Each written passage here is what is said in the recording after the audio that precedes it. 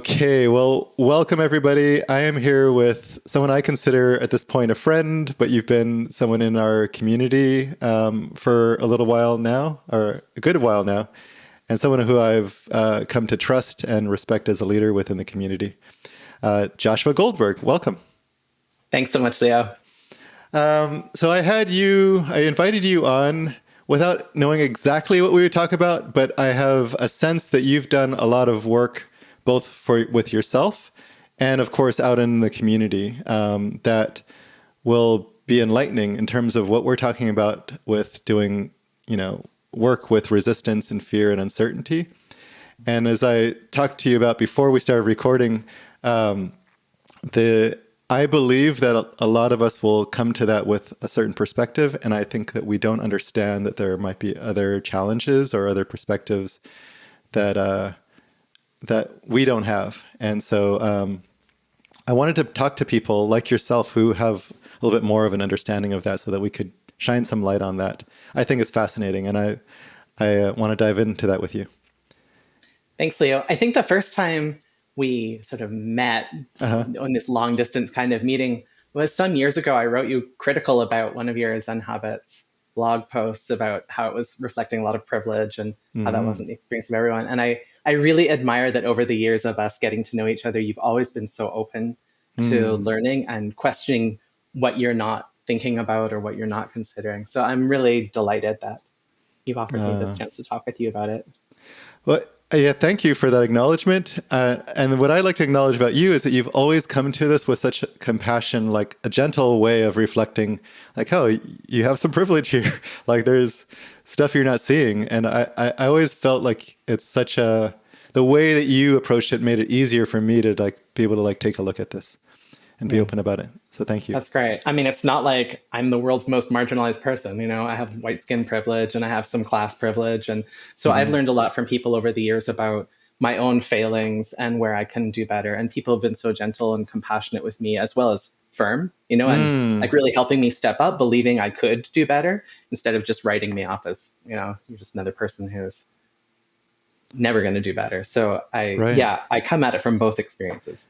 Okay, great. Well, let's actually talk about some of those perspectives because there might be a number here to talk about, and I'd like to just at least touch on some of them. Sure. So one of the places that you've done a lot of work in is social justice. And as you mentioned before we started recording, there's anti-poverty. You've worked with, well, actually, I'll let you tell me some of the social justice kind of work that you've done in the past. So I grew up in a politically conscious family and cultural community, which means that from the age of being a young kid, I was quite involved in political work and supported by my parents, my grandparents, and also the larger cultural community around me. And then as a teenager and adult, I started becoming more interested in honing in on who the most marginalized people were in society.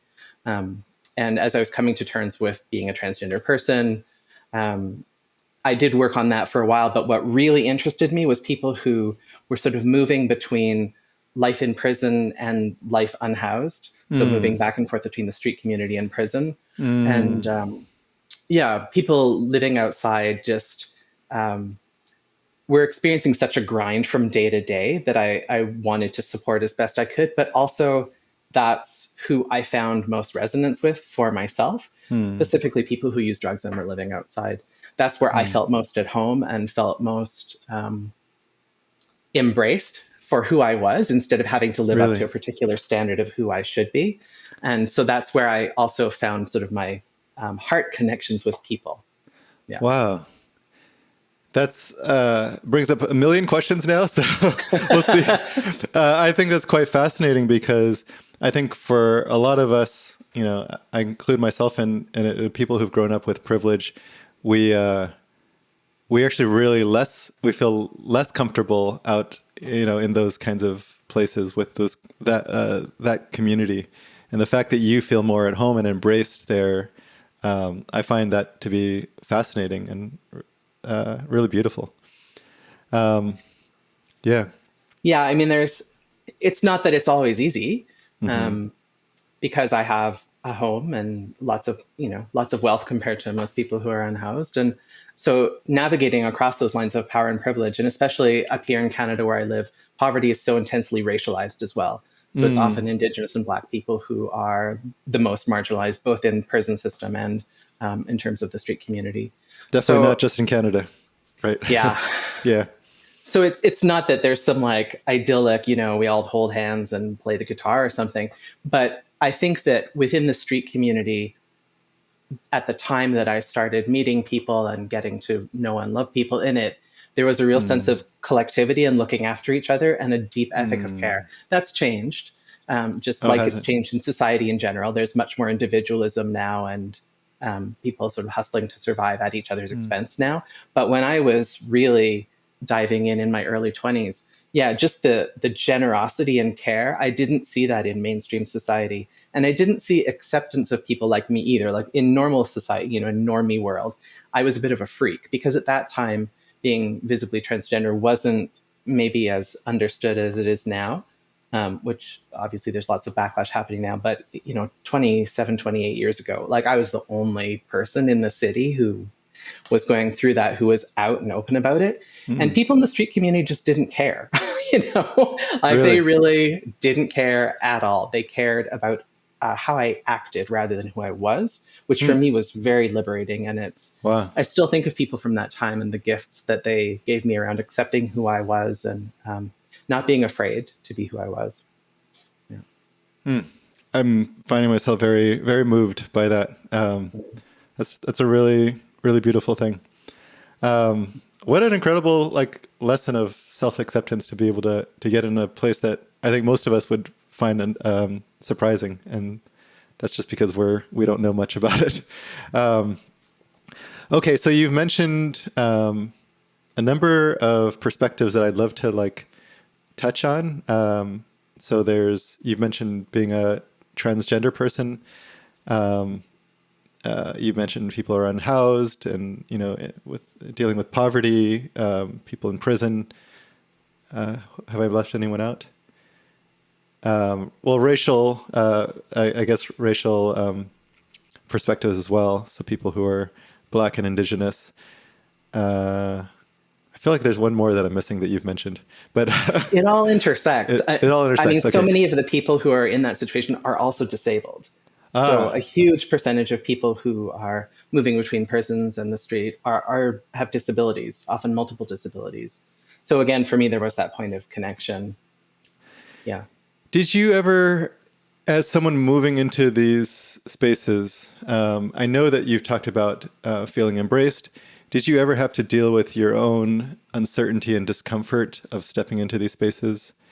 Like, Oh, sure, and I yeah. still do. I mean, it's not like once you experience uncertainty and then you're done. It's not a linear process like that. So Absolutely. like we've recently moved to a new city. I don't know folks in the street community here, and so moving around downtown, just going about doing my thing, I'll often stop and chat with people, and I feel shy and awkward and nervous even though I've been doing that kind of stuff for 30 plus years. Yeah. And some of my deepest relationships have been with folks in the street community. But I Mm. still, it's meeting someone new for the first time. I still feel uncertain and awkward, just like I did back at the start. But that would be true of meeting anyone anywhere. I'm True. going to a new rec center and I'm meeting people in my Zumba class there and I'm shy and awkward and nervous.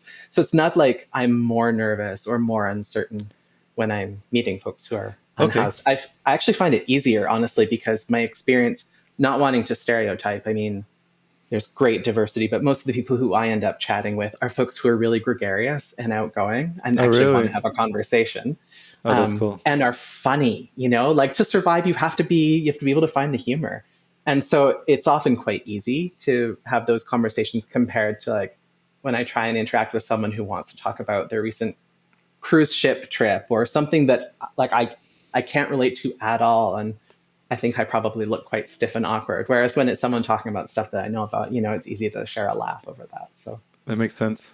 yeah. Is there anything that you found to help to deal with that discomfort of, going up to people and starting a conversation? I just don't take myself that seriously. And, I can kind of tell like who wants to talk and who doesn't want to talk. I'll often look people in the eye and smile. And if someone, that's often an experience people don't have. So sometimes they're taken aback, and I can see the kind of like, why are you looking at me? What's going on here? But then the smile happens, and then they're like, often we'll start talking, and often will ask me for something. Like, do I have a smoke? Do I have bus tickets or whatever? And if I do, then I say yes. And if I don't, then I say no. And so we just have a really straightforward initial interaction. And often people will offer me a blessing, like say, I hope you have a really good day, or, just wish me something well. And that offers an opportunity to wish them something well, which then again facilitates some kind of connection. So it's just about kind of reading the situation, but from a very human perspective, not a like analytic in your head, but like human to human. What's going on here? Is this someone who wants to chat, or is it someone who's doing their thing and doesn't want to be interrupted? Just like, again, when I'm walking down the street in our neighborhood, there's people sitting on their porch, and sometimes I'll stop and have a chat, and sometimes it's clear to me that they don't want to chat with me. So respecting that. Yeah.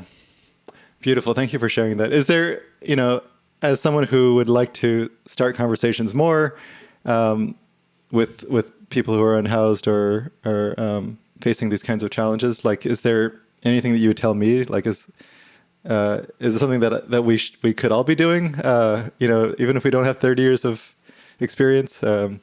Yeah. Just to be a human, like if you stop and say hi to someone at the grocery store, then you can stop and say hi to someone who's unhoused. We're all people. But I think so often there's this kind of like worry about doing it wrong. And then the stigma comes up, and like, what if they ask me for something and I don't want to give it to them? And like, so that's all just nonsense, to be honest. It's exactly the same kind of exchange as you would have with any other stranger. And you do that probably many times a day. So, I'm someone who's actually really painfully shy, and I don't have probably as many social interactions with people as many more outgoing folks do. But, for me, walking a 15-minute stretch from here to the rec center, I'll say hi to lots of people because there's so many friendly people in this neighborhood. And we might just stop and have like a 2-second chat, how's your day going? And being prepared to actually hear the answer to that, not just like keeping it at a very surface. Oh, it's fine. How about you? But like, really, how are things going? And sometimes they're not going well, and people are in a lot of distress. But that's okay. You don't have to rescue anyone. You don't have to fix anything. It's just being with a human being, just like we are, whether it's with our family or loved ones or any random stranger anywhere. It's not different than that. That's so great. Thank you for sharing that. I feel a bit more enlightened, and I just love the such a human approach. I think we forget how simple that can be. And we, like you said, we add a bunch of nonsense. And that's such a great reminder just for like our whole lives. We add so much nonsense on top of stuff. And so I love that. Is there, you've listened to my podcast episodes so far where I've been talking about resistance and uncertainty and fear and purpose work and things like that. And is there anything that you wish you could just like scream at me, like that I don't understand about people who are facing extreme poverty or in prison or, dealing with addiction or anything like that, about any of these topics? Well, I think my observation of the folks who have kind of come forward in your community, so I know a little bit about them, is that a lot of people are dealing with the same kind of mix as I am, like some privilege on the one hand, and some experiences of suffering on the other hand, and suffering driven by external causes and conditions. And, I'm struck by how many people in your community are dealing with serious illness, or that actually one of the ways I first kind of connected with your social media community was I was looking at your Facebook and I was griping to myself like, oh, this is all people who are, wanting to like make more money or do better. And then there was someone with very late stage MS who was confined to a wheelchair and needed help with everything. And I reached out to her and I was like, oh, do you want to do some one-on-one work together? Because I felt like she could understand where I was coming from at that time. I was really disabled myself. And, I think that there's no one kind of person who comes into your community, but maybe the folks who are more front and center are the people who connect around like the exercise goals, or like the folks who already have quite a bit going on and just Mm-hmm. want a little bit of extra, or like some of the creative folks who are amazing in your community who Mm-hmm. are working on writing or launching a business. Or I don't have as much sense of those, what those folks are going through personally in their Mm-hmm. lives, that is challenging. But clearly, wanting to do meaningful work and purposeful work. I guess my question is, like, is there a way to go a little bit deeper and not Mm-hmm. have it be about accumulating wealth or accumulating friends or that kind of grasping for like more and more, but like actually living in the world in a way that really felt meaningful, which might not be social justice for everyone. There's lots of folks who are doing work on climate change, which is, of course, tied to social justice. But, maybe it's something as simple as like looking after a senior who lives down the block who's really Mm-hmm. lonely and doesn't have anyone visiting. Or there's lots of like just kind, caring ways we can interconnect. But so often, some of the ways your work gets interpreted seems to be about the kind of like exercise, lose weight, improve my diet, those Make some those money. kinds of things, Yeah. and not like how do we live in this world together in a really deep and meaningful and caring way. So I'm Mm. curious how to translate it, and that's been my experiment with your work for the last, I don't know, 7 or 8 years. Is like, how do I? Because what you offer is amazing, but how do I translate this into who I want to be in the world, which isn't necessarily that other stuff, even though self-care is important, of course. Sure. If you're someone with, dealing with disability, whether you have MS or some other, like a physical disability, I'm wondering what's different about that perspective. I imagine there's a lot different. But from someone who wants to like exercise and make some money and do a bunch of creative stuff, like what is this person facing that might be a different perspective? Well, there's no one experience. There's Sure. people who have disabilities who are super privileged in every other way and, have all the tech and like lots of options. Sure. I guess, sometimes I feel like the power of your work, but also the danger of your work is that it's a lot about shifting your own mindset. And Mm. that's so amazing. And that's most of the work I've done with people in prison is like, you are in a terrible situation. There is no sugarcoating that. But how can you still find freedom in this terrible situation while not pretending it's not a terrible situation? Mm. And I think that's an amazing thing to offer when it's tied into acknowledging the external things that are going on. But I think the danger of that is it can become like there are no external problems. It's all in Mm. my mind. And if I just change my mindset, then there are no barriers, which ignores the day to day. So, like when I was severely disabled last year, had only use of one arm and not the other arm and not my legs, it wasn't a matter of like, get out into nature and experience exercise. I couldn't do that because of the way society is set up to limit the mobility of people who are in wheelchairs. So, it's at times like that in my life where I have been more disabled or more impacted by illness or by other factors that relate to how society constrains people in that situation, that I've felt the most frustrated with not being able to figure out how to apply your work to my own situation. Mm. What did you find? You said you've been working to translate this stuff. How did you translate it for yourself in that situation? Well, I don't think I did. I Mm. think where I've succeeded the most in your work is when I've been more well. I still haven't found a way to like really translate what you're offering other than just embracing uncertainty rather than trying to control it and limit it. That's the one piece. And so when you started doing the uncertainty challenges, that was a way for me back into your work again, because I was like, Mm. oh, uncertainty. I don't know what my body's going to do next. So that was a way I could really lean in. And then in that community too, I think maybe more than some of your other communities, there's folks who are really dealing with like the uncertainty of a cancer diagnosis or Right. Right. the uncertainty of living with bipolar illness, or there's folks who are leaning into the uncertainty around those kinds of things as well. So again, an easier way for me to sort of figure out how to apply it in my day-to-day life. But yeah, when I Yeah. was, when I had terrible agoraphobia for years and like couldn't even leave my bedroom, was trying to figure out how to move the bathroom into my bedroom, there just wasn't really a way I could figure out to translate your work, because my struggles in my life were so shrunk down at that Mm. point. And I think that your work is most easy to figure out how to apply when life has a few more options.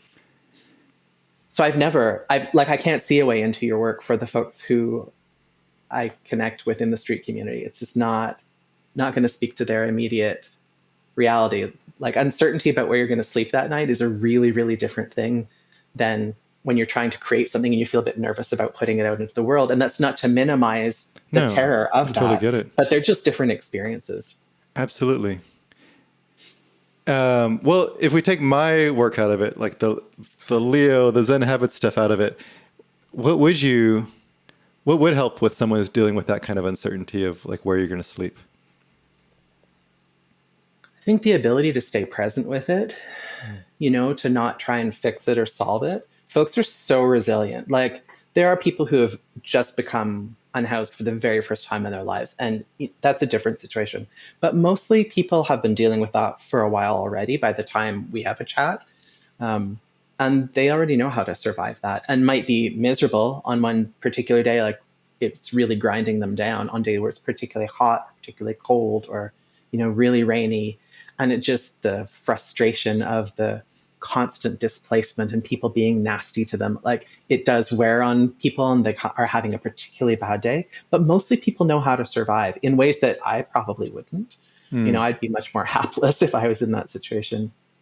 So sometimes it's just like offering to witness that someone is raging, or that someone is so frustrated, and to reflect that, yeah, this does suck and it's Mm. unfair and it doesn't have to be this way.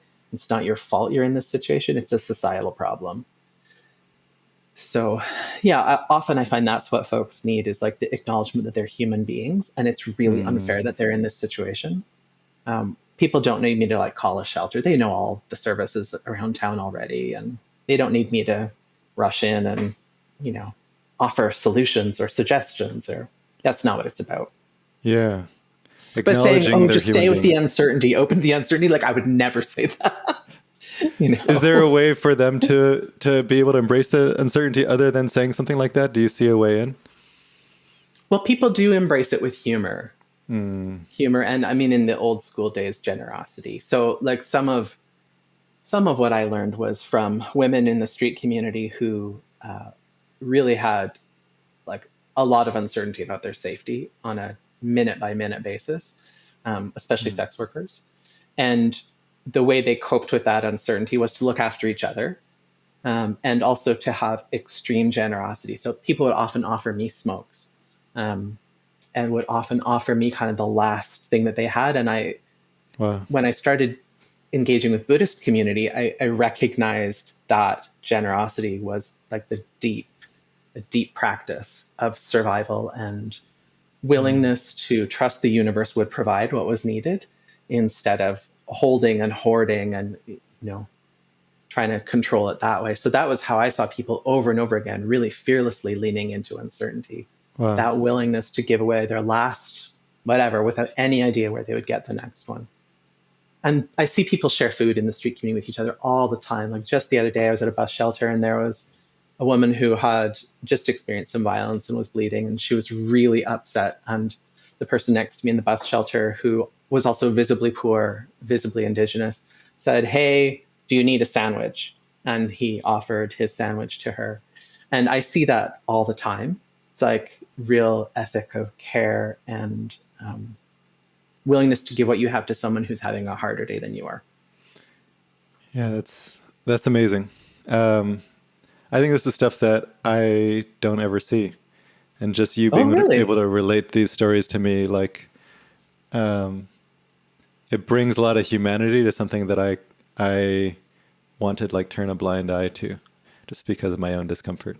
Can I ask you some questions? Yes, ask. So I'm just surprised to hear that you don't see it, because I think it's everywhere. Do you live in like a really small town where there aren't people who are visibly unhoused, or? There are people who are visibly unhoused all around. Yes. So no, it's not that they're not around. It's that I don't know. I feel uncertainty about how to interact with them, and so I might smile and say hi if they seem open to it. But in general, I don't have conversations. I don't know much about their lives. I wonder about it, but I don't take the time to find out more. Oh, I'm sad for you, honestly. Like the that connection for me has been one of the best things in my life. I hope that you find a way to, I would love um, to. if you drive, a simple way is just stop driving. You know, take public transit and walk, because yeah, being in a car cuts you off so much from interacting with Yeah, people. But I think that's you'll true. find it a really, people are lovely. And Hmm. not everyone, just like house people, some people are jerks, but yeah, uh, the best jokes, the best, like, yeah. yeah. Okay. Well, I'm inspired to open to that more. Yeah, I think um, I think there are some people who I've passed who it feels like they might have like mental illness issues with that, and I'm unsure how to like interact with that. Well, you're interacting right now with someone with mental illness and you're not scared of me. And I Oh, mean, maybe if we were in person, it'd be different. You would be. But right. you already know how to interact with people with mental illness. There's Mm, just a layer of stigma and fear that comes up when you see someone who, like, looks like they haven't had a shower in a while and they look really poor and they're talking to themselves, or, right. Right. you know, that I've done all those things. Like, I've been psychotic and been on antipsychotics and been hospitalized, but you find a way to interact with me, so Mm, it's not different. It's your yeah. own, like, what do I do? It's my own And I mean, if nonsense. someone is like raging and, using a stick to whack something or whatever, then that's not the time to, like, hey, how's it going? But, Yeah. someone who's just like muttering to themselves, or, you know, not in any sign of distress. Yeah. Thank you for that. Yeah. This, it's inspiring just because like it's easy to just kind of like stay in my comfort zone. And that's not where I'm committed to being, but like in this area, I'm just kind of like, okay, it's just easier to kind of like walk past and not think about it. Yeah. Um, But I also know you. You're curious. You're hmm. curious about where you're afraid of things.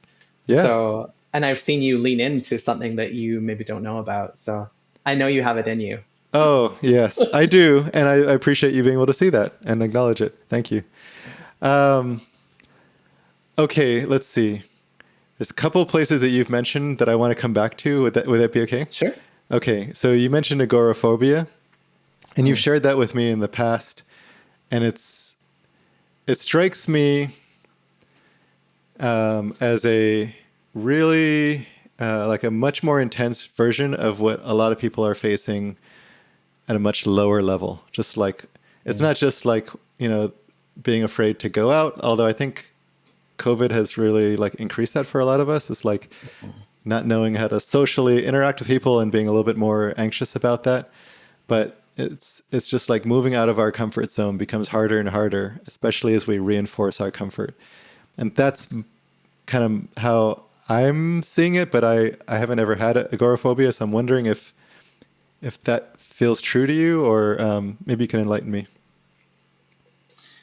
So I can't claim to speak for everyone who's had agoraphobia, but Sure. I do think that any kind of phobia, it's like, rationally that this is not something real that's happening, but that doesn't stop the terror from overtaking your body, and like the adrenaline surge and the intense panic. And what I gradually came to understand is that it wasn't fear of open spaces.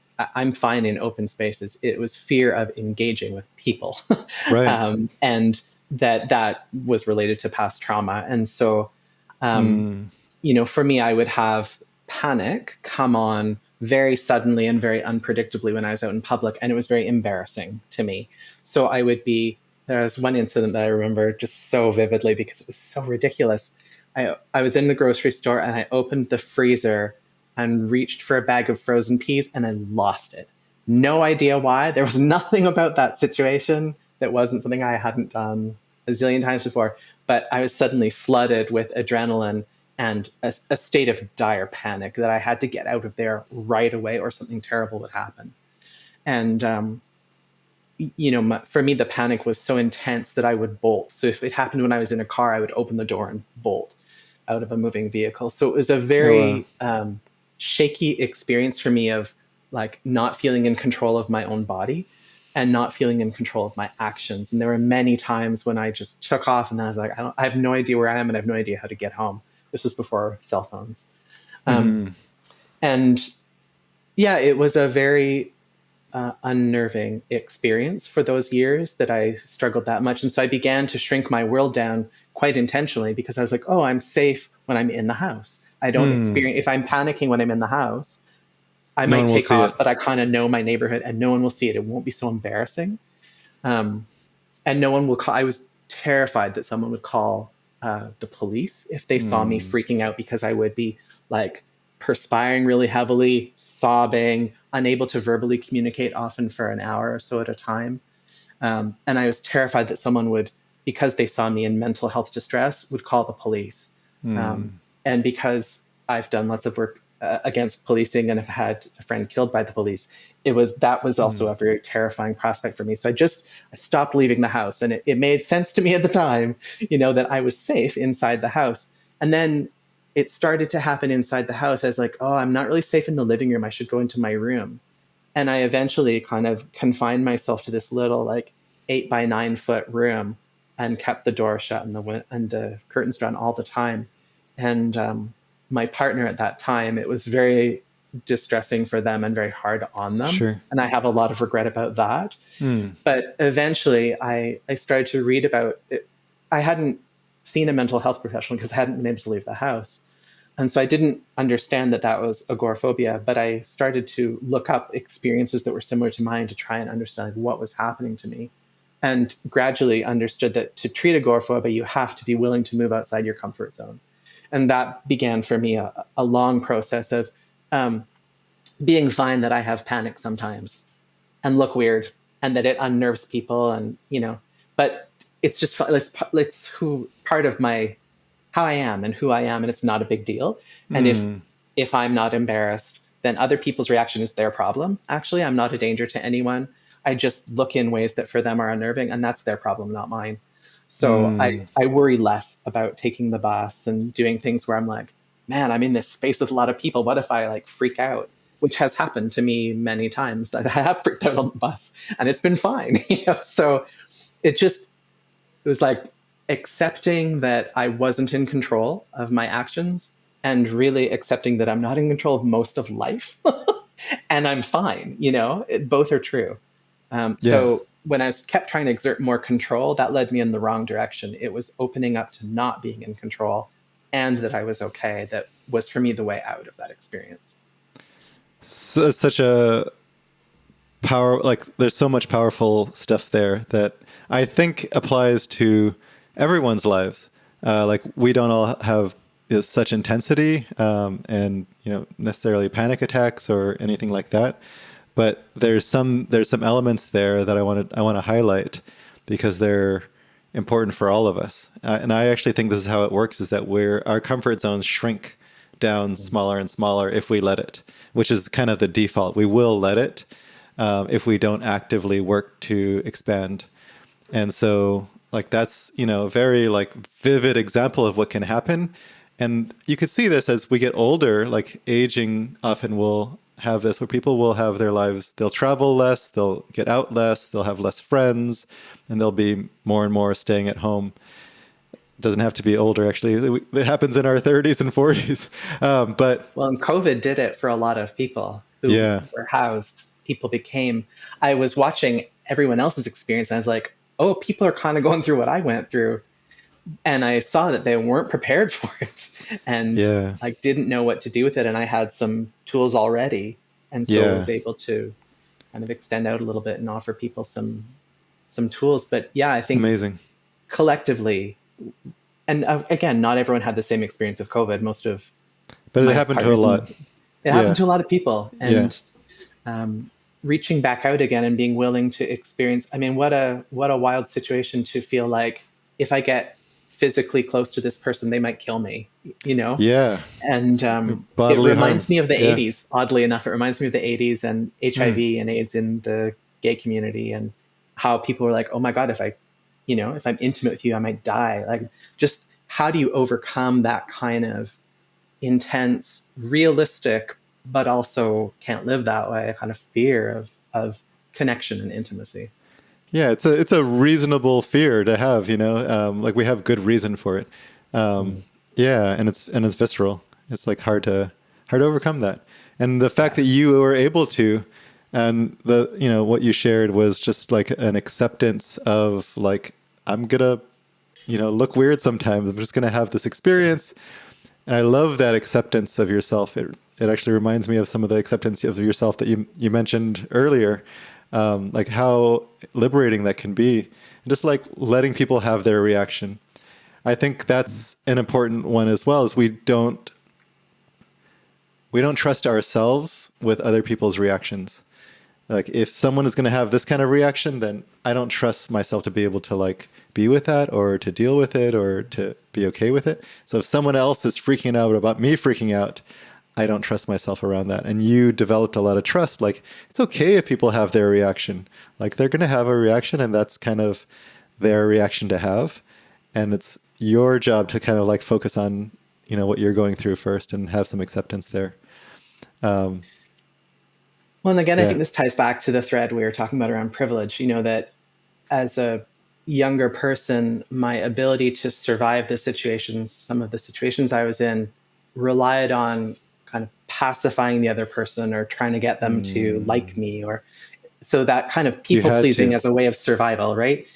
And I was never very good at it, but I still looked to that as like, if only I figure out how to, then I won't experience so much crap. Yeah. And even though it never worked, it still stuck with me as that like thing to always be reaching for, that if only I figure it out, then I'll be liked and approved of. I, And th- I so think my a lot of people risks can will be relate to less. that. Yeah, Yeah. that desire to people please is so intense. And not to say that we should go around being jerks, but to understand that my survival was less conditional on other people than I maybe thought has been Mm. helpful. Yeah. Yeah. It's, people pleasing, we can like dismiss it or like judge it, I think is often what we do. But it's a real desire for safety, right? And control and safety are kind of what our Mm. our survival mechanisms are about. It's not bad to want some safety, right? And if you've been in some real danger in the past, like it's a visceral kind of like I need some safety. So it's not just like we can't just dismiss people who like are in their comfort zones. Like they have some good reasons for it. So, but that doesn't mean that we're confined to that. Like what you've found through the stories you shared is like there's possibility of stepping outside of that and practicing some acceptance and letting go of some of that control. I thought that was really beautiful. Thank you for sharing that. And that's where true safety comes from, actually, is the ability to be in a situation and to be responsive and tuned into it instead of trying to Mm. control something we can't actually control. So yeah, it was a big shift, and I've learned so much from the folks who are in the uncertainty challenge that you run about that kind of letting go of trying to control something and instead to open to it and see what it has to show. I like to, you've mentioned the uncertainty challenge a couple of times. I'd like to Mhm. touch on that because you are someone who's gone through, I think, almost every round of it, if not every single round. No, I came in late. Oh, did you? Okay. You've been through a I just bunch of came in rounds. strong. And now you're actually holding space for others, or at least, Yeah. yeah, providing some support. And so just for people, just to give you a shorthand, like what the uncertainty challenge is, it's a 4-week challenge in our Fearless Living Academy. We started as a beta thing where it was just a small group of people doing it, and we've expanded it to the whole community. but it's taking on something that you feel some uncertainty about, whether it's a habit or some kind of purpose work or whatever it is that you're feeling some uncertainty about, and then practicing with that uncertainty on a nearly daily basis, and having some people around you for some support and some accountability, and actually working with our ability to be with uncertainty.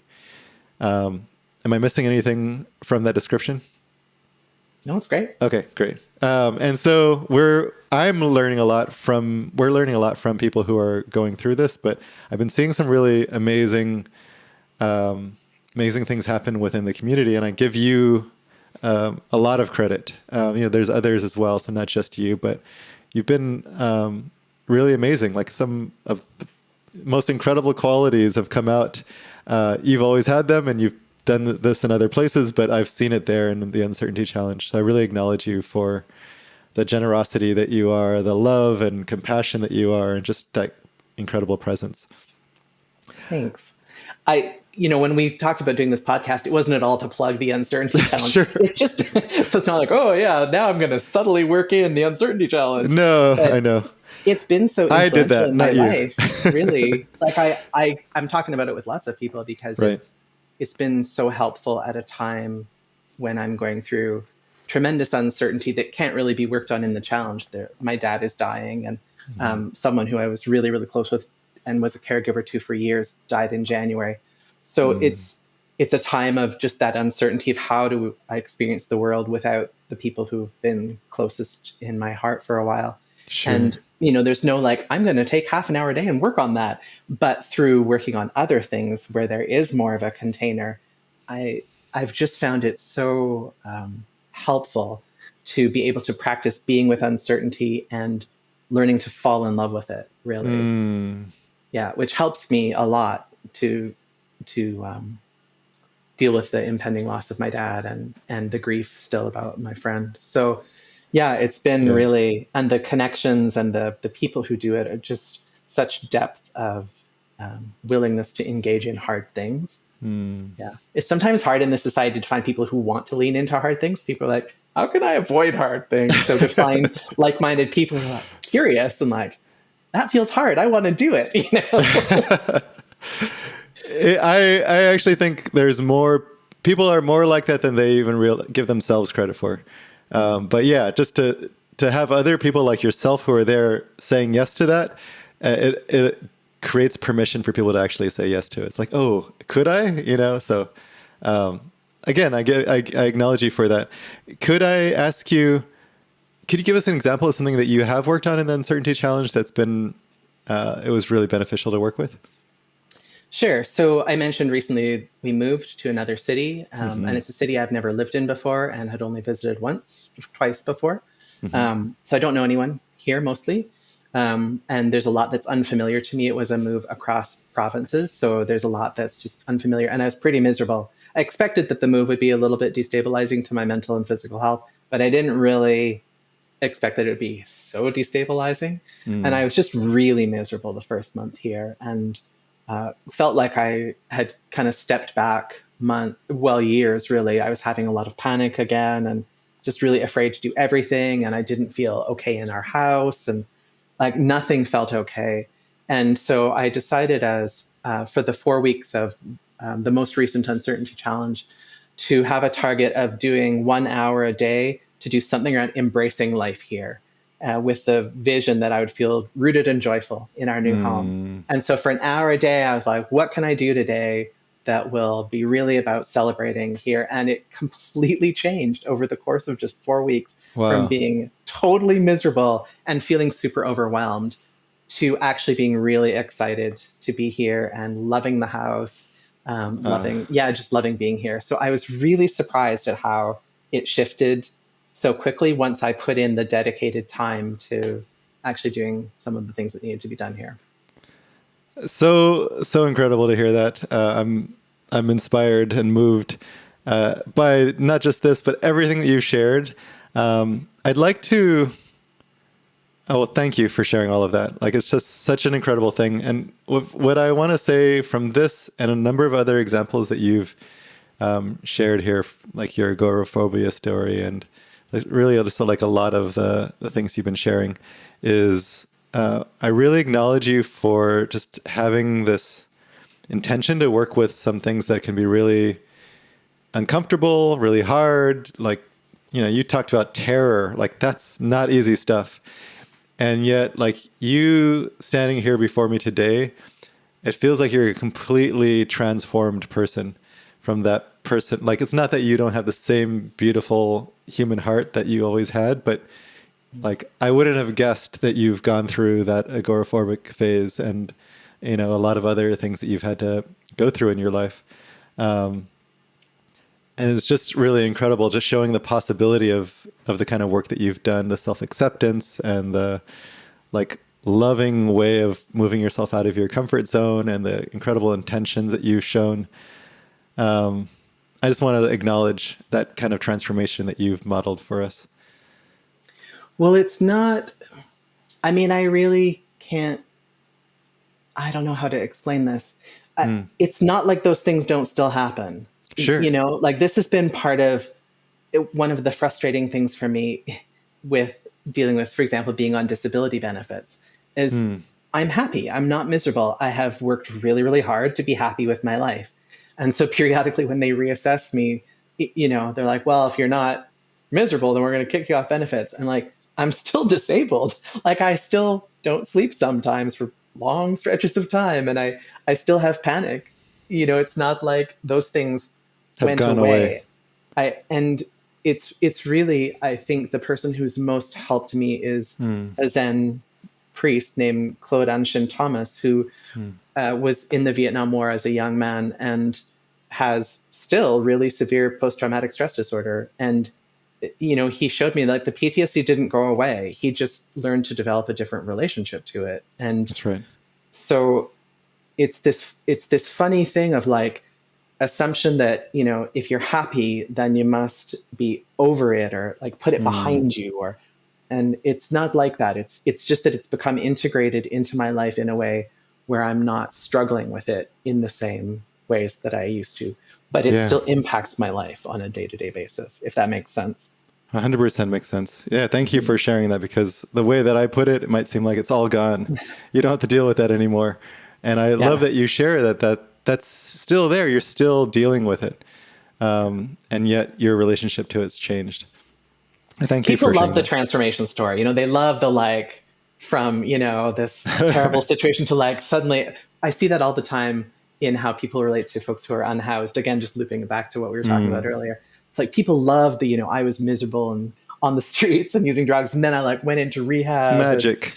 yeah. Yeah. And it, I mean, for some people, if that's their story, then wonderful. And they should get acknowledged for it. But I think for many of us, it's more like we continue to struggle, And and I'm we glad you continue to shared feel that. Yeah. crappy. Yeah. So I'm glad you shared that. And that is, I haven't had to deal with any of those things, but in my own transformation, that's actually what I've seen as well. People see, maybe it's because that's my fault. Maybe I've only shared the good stuff, but they see the outer change and they're like, oh, Leo did all of these things. And so, he's kind of doesn't have to deal with all of that stuff anymore. And it's not true. Like I still struggle with a lot of the stuff, whether it's food or body image or like financial struggles or, self-acceptance, all of that kind of stuff. Still very much there. I'm not comparing myself to your situation, but just acknowledging that that's a truth, is that it doesn't all go away. But I feel a lot more capable to deal with all of that stuff now because, like you said, my relationship to it has changed. But it's still all there. Still the same threads of Leo still kind of very much present. So I just really encourage you to bring that to your work, because I think I've seen a number of teachers or leaders really struggle with trying to present an image that is like, I have succeeded, I have overcome. And actually the people who've helped me the most are the ones who are really vulnerable and really messed up and like really honest about, it's possible to be a good human being and still we flail, even Yeah. with all the tools and like you're not doing it wrong if that's your experience. That's what it is to be a human being. And I've seen so many Buddhist teachers and other teachers really struggle with trying to portray an image to their students that their students expect of them often, of really having it all figured out. And Yeah. Well, I definitely it's led don't. to, Yeah. yeah. But that's one of the beautiful things about you that makes you accessible to the rest of us mortals, is you're like us. I'm You human. don't have it figured out either. Yeah. You're No. just trying to flail your way through, as we all are, and we can Yeah. take care of each other as we flail together. Yeah. Yeah. Well, I'd like to close here, but I want to thank you just like for the humanness that you've brought, even just in this moment, just right before I started talking, to the moment when you first started talking. Like, you've shared so much humanity throughout all of this. And I really think that's one of your gifts, is that you get us back in touch to the humanity that we are, accepting it, loving it, seeing it in each other, connecting with it. It's been a gift to me over the years, and then here on this call, kind of sharing with me, like, these are just humans that you can just talk to and connect to on a human level. I needed to hear that message, and I thank you for that, being that message in the world. I love your work, Leo, and I'm so grateful for all that you continue to bring to community. So thank you. I'm Yeah. sure we'll have many more conversations to come. Oh, yes, I hope so. Okay. Thank you, Joshua. Bye.